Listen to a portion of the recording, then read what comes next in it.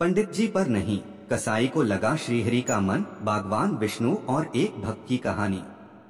कहते हैं भगवान भाव के भूखे होते हैं, यानी वे न बहुत ज्यादा पूजा पाठ से और ना ही दिखावा करने से खुश होते हैं। सच्चे मन से उनका नाम लिया जाए तो जीवन आसानी से कट जाता है।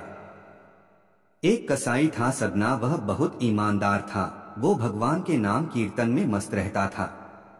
यहाँ तक कि मांस को काटते बेचते हुए भी वह भगवान का नाम गुनगुनाता रहता था। एक दिन वह अपनी धुन में कहीं जा रहा था, तभी उसके पैर से पत्थर टकराया। वह रुका और देखा कि काले रंग के गोल पत्थर से उसका पैर टकरा गया है। उसने पत्थर उठाया और जेब में रख लिया, यह सोचकर कि यह मांस तोलने के काम आएगा। घर आकर उसने पत्थर को मांस तोलने के काम में ले लिया। कुछ ही दिनों में उसने समझ लिया कि यह पत्थर कोई साधारण नहीं है।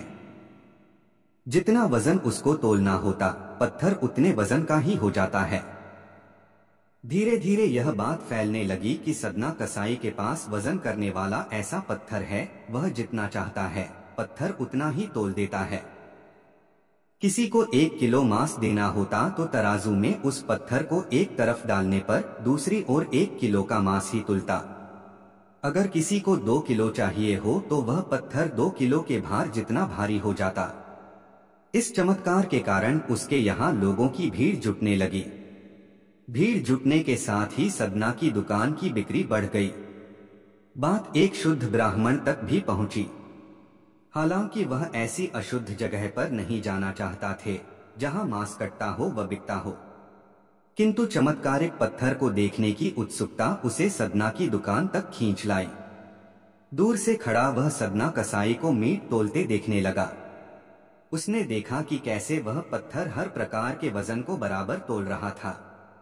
ध्यान से देखने पर उसके शरीर के रोने खड़े हो गए। भीड़ के छटने के बाद ब्राह्मण सदना कसाई के पास गया। ब्राह्मण को अपनी दुकान में आया देखकर सदना कसाई प्रसन्न भी हुआ और आश्चर्यचकित भी। बड़ी नम्रता से सदना ने ब्राह्मण को बैठने के लिए स्थान दिया और पूछा कि वह उनकी क्या सेवा कर सकता है। ब्राह्मण बोला, तुम्हारे इस चमत्कारिक पत्थर को देखने के लिए ही मैं तुम्हारी दुकान पर आया हूँ, या यूं कहें कि ये चमत्कारी पत्थर ही मुझे खींचकर तुम्हारी दुकान पर ले आया है। बातों ही बातों में उन्होंने सदना कसाई को बताया कि जिसे पत्थर समझकर वो मांस तोल रहा है, वास्तव में वो शालिग्राम जी हैं, जो कि भगवान का स्वरूप होता है।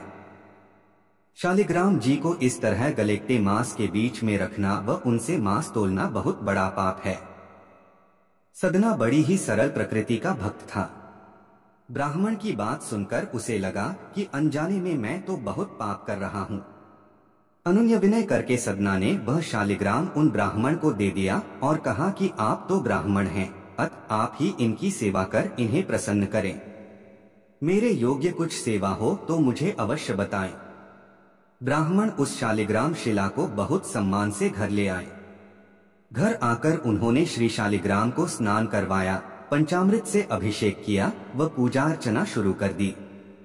कुछ दिन ही बीते थे कि उन ब्राह्मण के स्वप्न में श्री शालिग्राम जी आए व कहा, हे ब्राह्मण, मैं तुम्हारी सेवाओं से प्रसन्न हूँ, लेकिन तुम मुझे उसी कसाई के पास छोड़ा।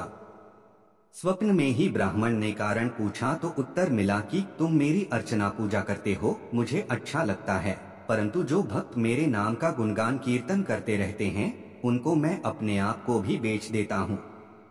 सदना तुम्हारी तरह मेरा अर्चन नहीं करता है, परंतु वह हर समय मेरा नाम गुनगुनाता रहता है, जो कि मुझे अच्छा लगता है, इसलिए तो मैं उसके पास गया था। ब्राह्मण अगले दिन ही सदना कसाई के पास गया व उनको प्रणाम करके सारी बात बताई व श्री शालिग्राम जी को उन्हें सौंप दिया। ब्राह्मण की बात सुनकर सदना कसाई की आंखों में आंसू आ गए। मन ही मन उसने मांस बेचने खरीदने का काम छोड़ने का निश्चय किया कि यदि मेरे ठाकुर को कीर्तन पसंद है तो मैं अधिक से अधिक समय नाम कीर्तन ही करूंगा। उस दिन से वो एक साधु की तरह जीने लगा।